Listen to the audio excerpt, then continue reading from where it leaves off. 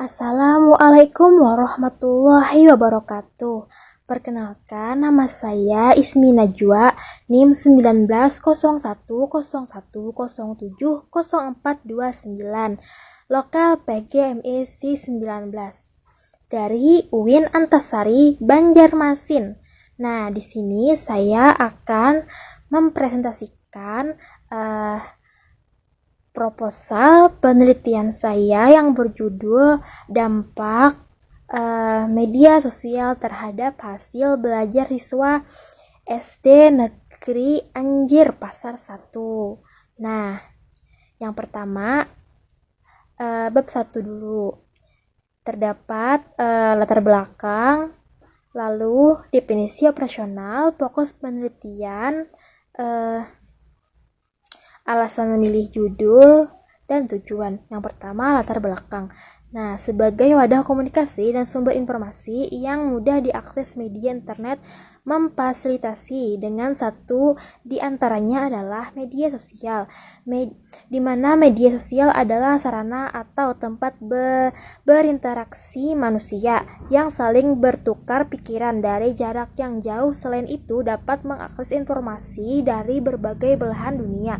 Hadirnya media sosial ini di kalangan umum yaitu bertujuan mempermudah pekerjaan orang di segala bidang, tentunya di bidang pendidikan. Lalu definisi operasional. Dalam penelitian ini perlu dijelaskan beberapa istilah yang berkaitan dengan judul. Yang pertama, pengaruh atau dampak. Lalu media sosial. Selanjutnya, fokus penelitian atau rumusan masalah. Yang pertama, bagaimana penggunaan media sosial pada mata pelajaran IPS di kelas 6 SD Negeri Anjir Pasar. Yang kedua, bagaimana hasil belajar siswa pada mata pelajaran IPS di kelas 6 SD Negeri Anjir Pasar 1. Bagaimana pengaruh media sosial terhadap hasil belajar siswa pada mata pelajaran IPS di kelas 6 SDN Negeri Anjir Pasar 1. Lalu alasan memilih judul, karena judul ini sesuai dengan identifikasi masalah yang ada sama temuan. Ditambah lagi, judul ini sudah diberikan izin langsung oleh dosen pembimbing saya. Lalu Tujuannya adalah berdasarkan rumusan masalah ini yang telah dipaparkan sebelumnya, maka penelitian ini memiliki tujuan sebagai berikut.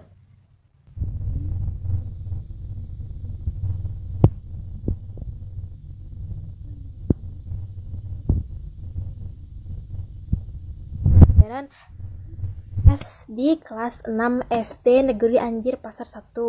Lalu yang kedua, untuk mengetahui hasil belajar siswa pada mata pelajaran IPS 6 SD Negeri Anjir Pasar 1. Terakhir, untuk mengetahui apakah ada pengaruh media sosial terhadap hasil belajar siswa pada mata pelajaran IPS di kelas 6 SD Negeri Anjir Pasar 1. Lalu di bab 2 ada kajian teoritis. Yang pertama, pengertian dampak. Dampak adalah salah satu elemen dalam komunikasi yang sangat penting untuk berhasil tidaknya komunikasi yang kita inginkan.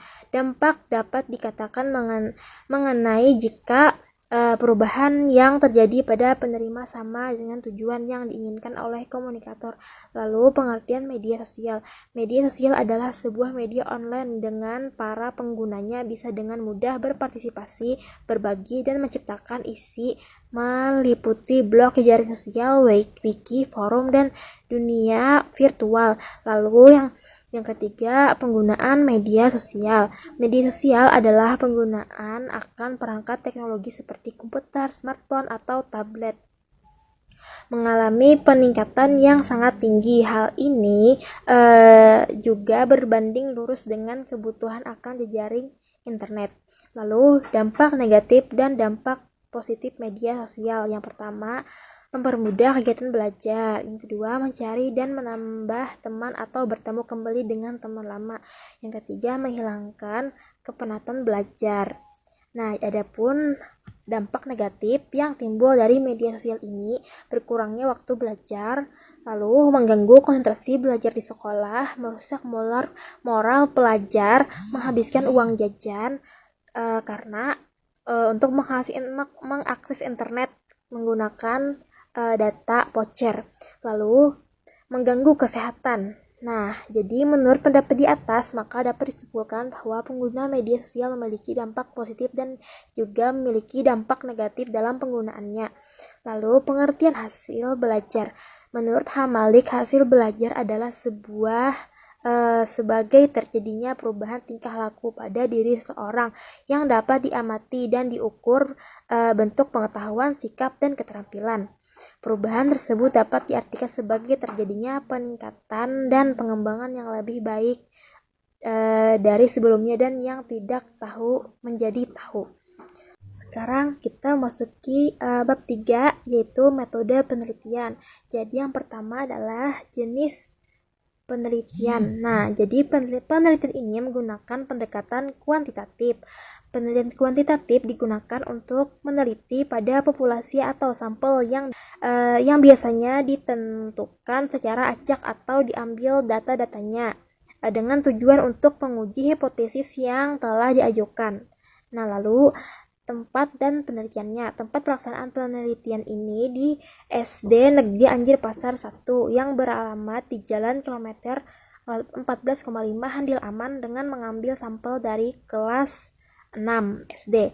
Lalu populasi dan sampel. Yang pertama populasi. Menurut Sugiono, populasi adalah wilayah generalisasi yang terdiri dari subjek yang mempunyai kualitas karakteristik tertentu yang ditetapkan oleh peneliti untuk dipelajari dan kemudian ditarik kesimpulannya.